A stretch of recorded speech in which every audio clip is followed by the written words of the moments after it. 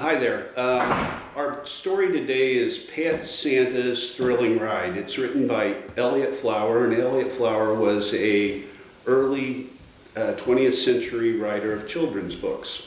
The story was published in a book called Around the Hearthfire that was published in 1931 by Wilhelmina Harper.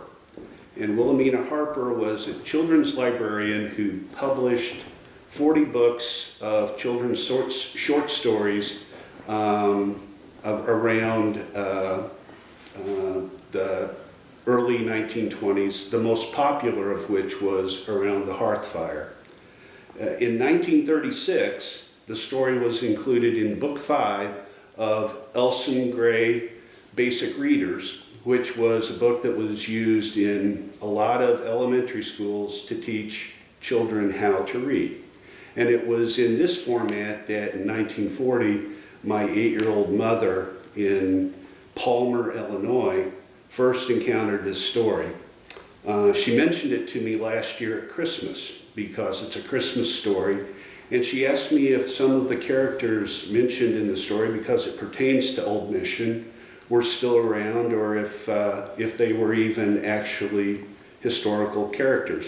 I could find nobody up here who knew about them, so I believe that they're fictional characters, but it's a great story. And my mother passed away in June, but in her last week, we started looking for the book. And we looked and we looked and we couldn't find it, and she just couldn't remember where it was. But at her memorial service, we started looking for another story that a friend of mine had asked me to find. And in looking for that, we found the book and we found the story. And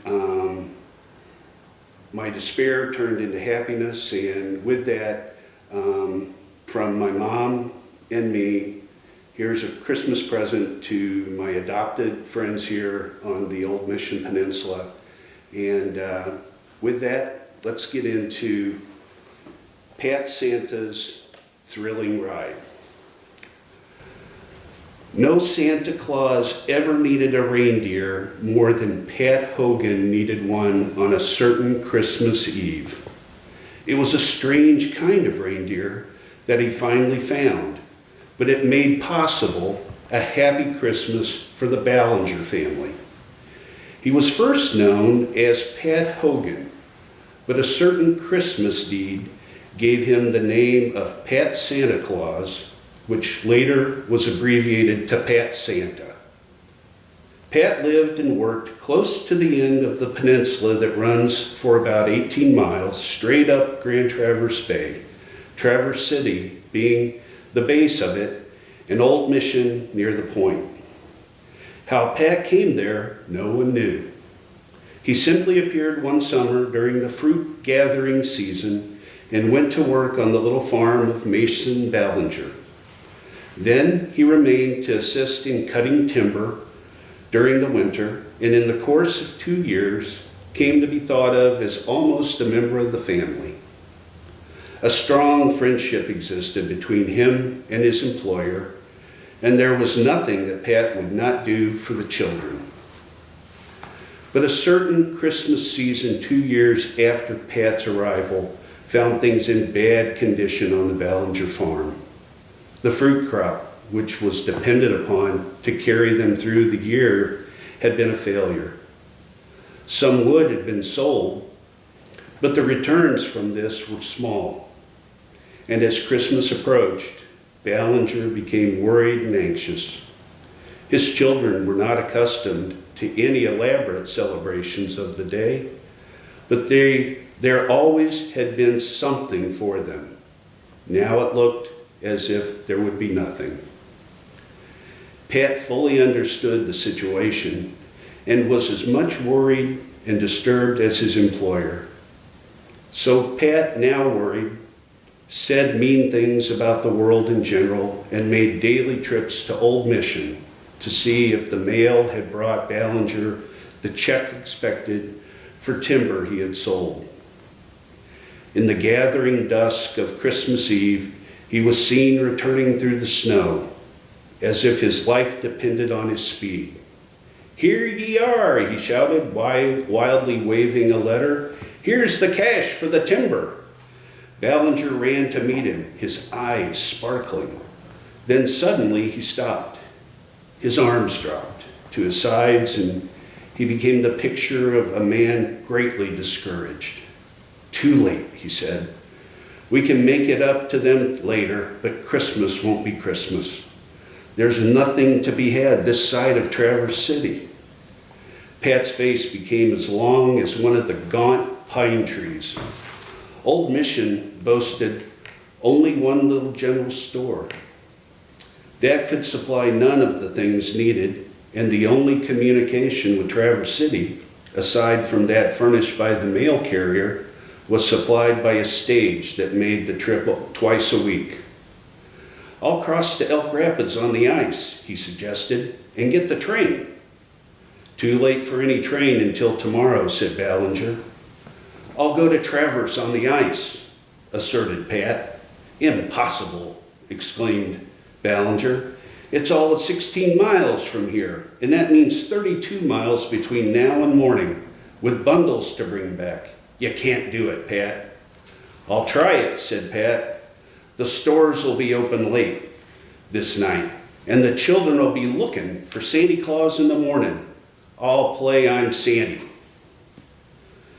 Pat insisted, and finally, Ballinger let him go. There seemed to be no chance that he would be back by morning.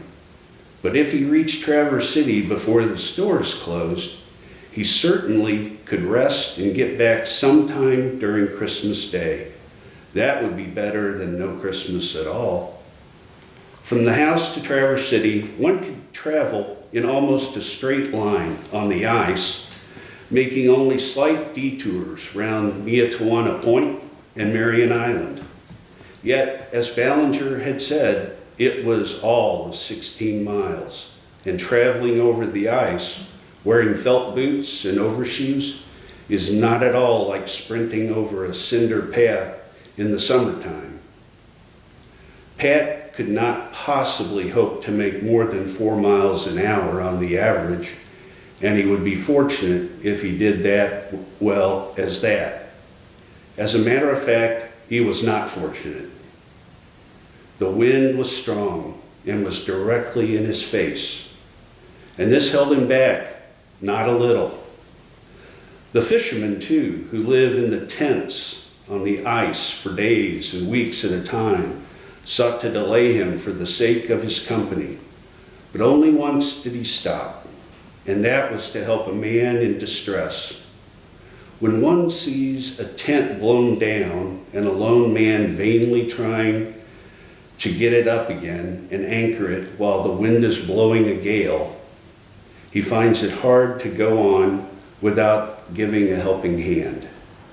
So Pat lost half an hour and made a friend, a thing for which he had cause to be thankful later. "Of course," he muttered to himself, "I'm Santa Claus this night, but I never knew the old man had such a hard job of it." When he finally reached Traverse City, he found the stores open and doing a brisk Christmas Eve trade. The shopping took time, and further time was required to get thoroughly warmed and rested. The 16-mile trip down, facing the wind, had been hard. The fact that it had come after a day's work had made it harder. The wind had chilled him, and it required all his courage to face the return journey. But he started as soon as he was in condition to do so. He had bought a big sled. On this, he had packed his purchases, including a whole pig that was to provide the holiday luxury of fresh meat. The load was not a particularly heavy one, but any load would seem heavy in such circumstances. "The sled weighs a ton," he growled, although he knew his own weariness was largely to blame for the trouble he experienced. He resolutely pushed on until he came to the tent that he had helped to anchor on his down trip. Here he stopped to speak to the fisherman. "You look bad," remarked the man. "'Tis the way I feel," returned Pat. "Come inside out of the wind and rest," urged the fisherman. "Got to go on," said Pat. "Why?" asked the fisherman. "I'm Santa Claus," was the reply. "You don't look it," stated the fisherman. "Where's your whiskers?" "The wind got them," answered Pat. "But I am Sandy all the same," he added. Then he told the story. The fisherman listened closely, and at the conclusion declared, "You're done up, and you can't walk it in time." "I've got to," insisted Pat. "Why don't you ride?" asked the fisherman. "Where's the horse?" demanded Pat. The fisherman laughed. "A horse is a plodding old thing beside an ice boat," he asserted. "Give me a little time and I'll fix you up for the ride of your life. You helped me out when I was in a bad way, you know." The fisherman brought a pike pole from the tent and tied a crosspiece to the handle of it. Then he cut a tent flap into the shape of a triangle, the shorter side of which was just the width of the crosspiece. This he tied tightly to the crosspiece, letting the canvas hang down so that the point of it could be grasped by the hand that held the mast steady. "Can you sail?" he asked. "How do you think I know when I never tried?" returned Pat. "Well, you mighty soon find out," laughed the fisherman. "Sit on the pig." Pat did as directed, and the fisherman jammed the point of the pike pole into the sled in front of him. "Grab the pole and the point of the sail with both hands and hang on tight," he instructed. "You got to go pretty much with the wind, but you can change your course slightly by swaying your body. Ready?" "Let her slide," said Pat. The preparations had taken place in the lee of the tent, but the fisherman now pushed the sled out into the wind and gave it as good a start as his strength would permit. For a moment, it seemed as if the scheme would prove a failure. The sled seemed to lose speed rather than gain it. Although the sail bellied out with a force that almost jerked Pat from his seat on the pig, but slowly the sled responded to the force of the wind, and the strain on Pat's arms gradually lessened. "Woohoo!" he cried happily. "Sailing is a fine sport when ye get going. 'Tis resting to the legs anyhow."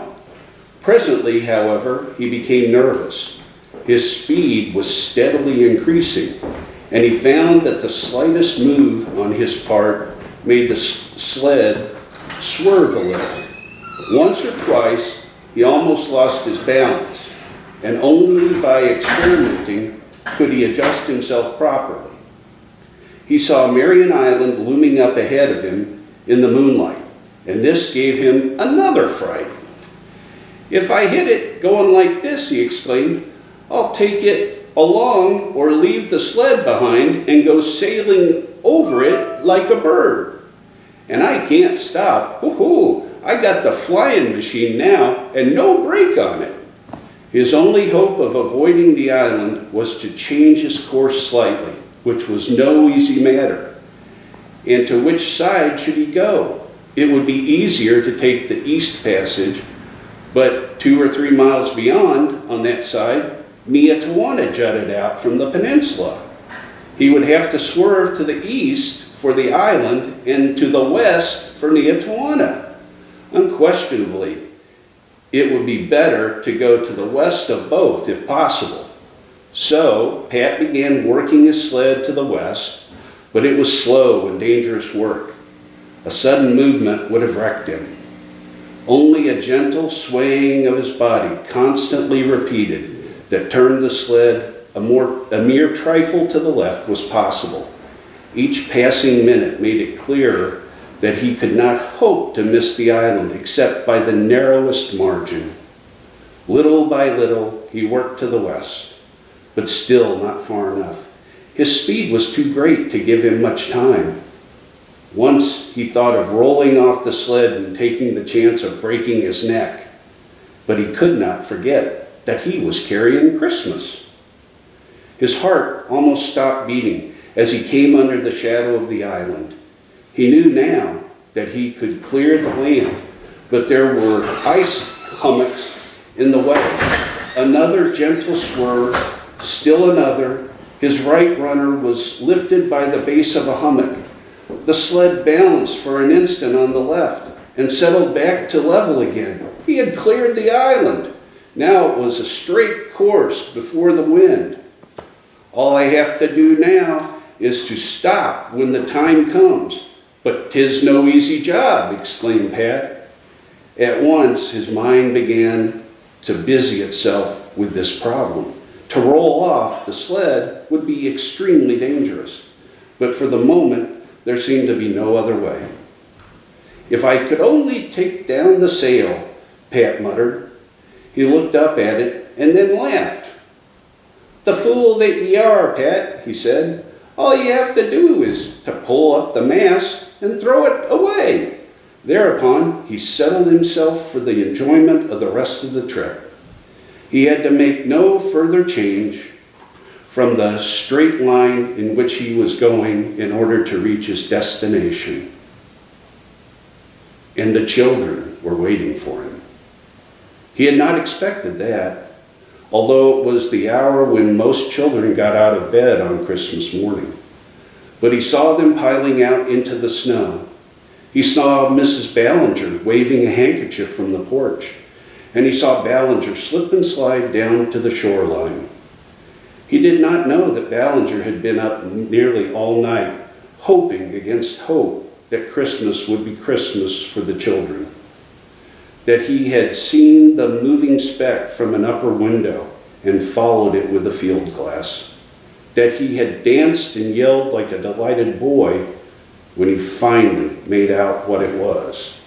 That he had roused the children from bed with the cry of, "Here comes Santa Claus!"